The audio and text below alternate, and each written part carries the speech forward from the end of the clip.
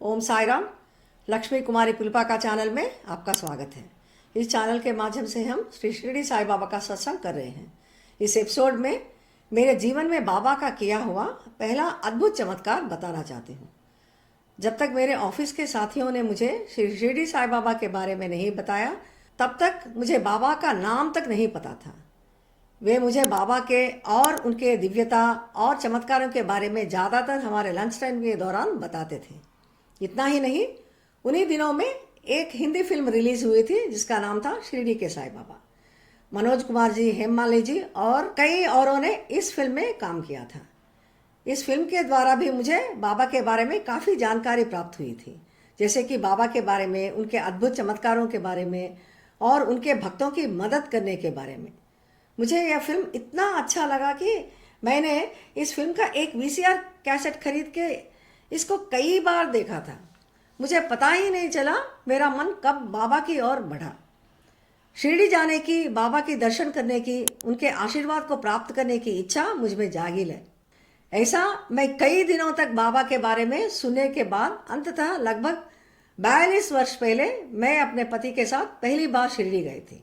जिस दिन मैंने पहली बार शिरडी के पावन भूमि पर कदम रखा था, बाबा की आशीर्वाद प्राप्त किया था, वहाँ का तीर्थ जल यानी बाबा का अभिषेक जल पिया था, उस दिन के बारे में जब भी मैं सोचती हूँ तो मेरी आंखें खुशी से नमी हो जाती हैं और मेरा दिल बाबा के प्रति कृतज्ञता से भर जाता है।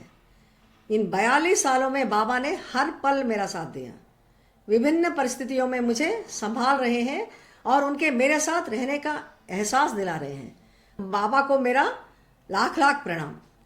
मैं जानती हूँ कि बाबा के आशीर्वाद की तुलना किसी भी चीज़ से नहीं की जा सकती, यह असंभव है। हमें बाबा के अभिषेक और काकड़ आरती की प्रामुख्यता के बारे में बताया गया था और इसलिए हमने इन दोनों में शामिल होने का सोचा था। उन दिनों बाबा का अभिषेक का एक टिकट की कीमत 50 पैसे था और 50 टिकट्स ही दिए जाते थे। उन टिकट्स को पाने के लिए लोग बाबा के समाधि मंदिर के सामने खुली जगह पर सोते थे। वे 2 बजे से ही लाइन में खड़े हो जाते थे क्योंकि सुबह 4 बजे काउंटर बंद किया जाता था। हम काउंटर पे सुबह के करीब 3:30 को पहुंचे थे बाबा के अभिषेक की टिकट खरीदने के लिए। तब तक टिकट्स जारी हो चुकी थी और काउंटर बंद था। वहां पूछने पर बताया गया था कि सब टिकट्स बिक चुके थे। हम निराश होकर बाबा के समाधि मंदिर के सामने खड़े हो गए थे। हमें कुछ भी सूझा नहीं था। इतने में 12 से 14 साल के उम्र का सफ़ेद कपड़ों में सफ़ेद टोपी पहना हुआ एक लड़का हमारे पास दौड़ता हुआ आया और हमसे पूछा कि क्या हम बाबा के अभिषेक में शामिल होना चाहते हैं। मैंने तुरंत बिना सोचे हाँ कहा था। उस लड़के ने मुझे एक टिकट दिया था। यह देखते ही मैं आश्चर्य हुई थी। फिर मैंने वह लड़के से कहा था कि हम 2 लोग हैं, हमें 2 टिकट चाहिए। तब उस लड़के ने कहा कि मेरे पास 2 टिकट्स हैं, ये 2 ले लो। यह कहते 2 टिकट्स हमें दे दिया था। इससे हम बहुत खुश हो गए थे।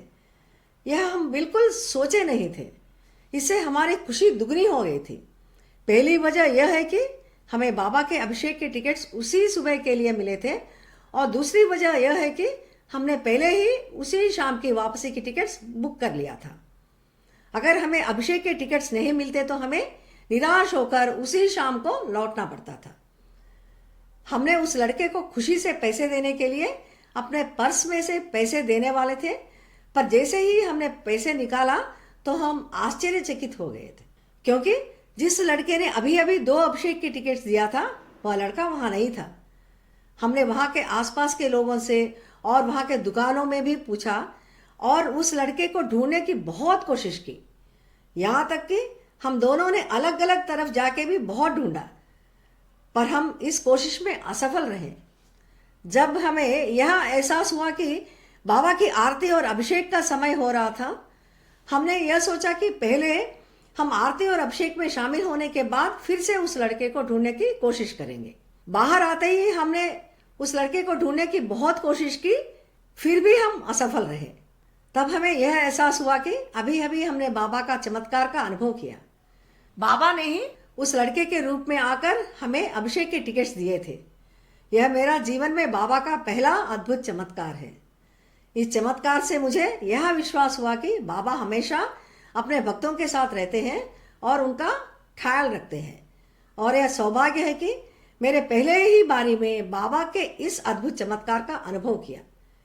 तब से बाबा के प्रति मेरा विश्वास जागृत हुआ और यह मेरा बाबा की ओर आध्यात्मिक यात्रा में पहला कदम है। तब से लेकर अब तक मैं बाबा का अनेक चमत्कारों का अनुभव करती आ रही हूँ। उन सबको मैं आने वाले एपिसोड्स में बताऊंगी। मैंने इस वास्तविक अनुभव के बारे में अपने दोस्तों को बताया था जो बाबा को मानते हैं। उन्होंने कहा था कि निस्संदेह बाबा का ही चमत्कार है, और अन्य लोगों ने कहा था कि यह केवल एक संयोग हो सकता है। लेकिन मेरा यह दृढ़ विश्वास है कि यह बाबा का ही चमत्कार है। कुछ लोगों के मन में जो प्रश्न आते हैं वो मेरे मन में भी आए हैं।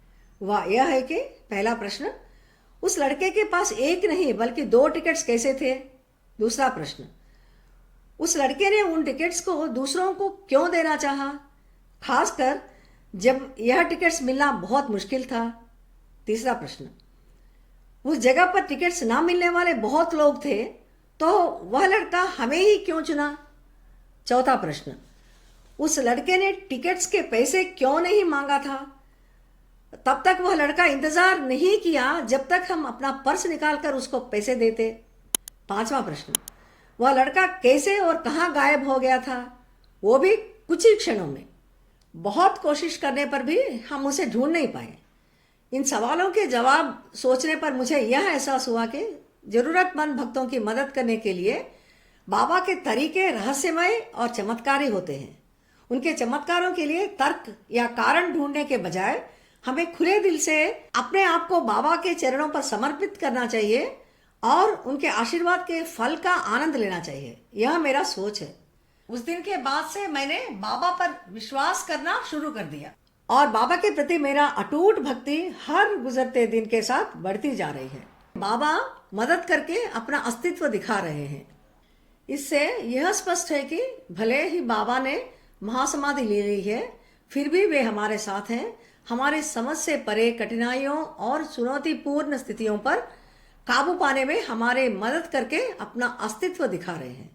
ऐसे ही एक घटना हम श्री हेमत पंत द्वारा लिखित श्री साई सच्चरित्र के अध्याय 31 में देख सकते हैं। श्री बलराम मनकर नामक बाबा के भक्त के साथ बाबा का अनुमति लेकर मनकर जी अपने घर बांद्रा जाने वाले थे।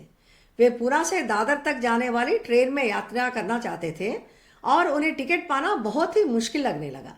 उसी समय कमर पर लंगोटी और कंधे पर कंबली के साथ एक व्यक्ति आकर मनकर जी से पूछा था कि वे कहाँ जा रहे हैं। मनकर जी ने बताया कि वे दादर जा रहे हैं। तब वह व्यक्ति ने अपना टिकट मनकर जी को देते हुए कहा कि कुछ जरूरी काम की वजह से वे यात्रा नहीं कर रहे हैं।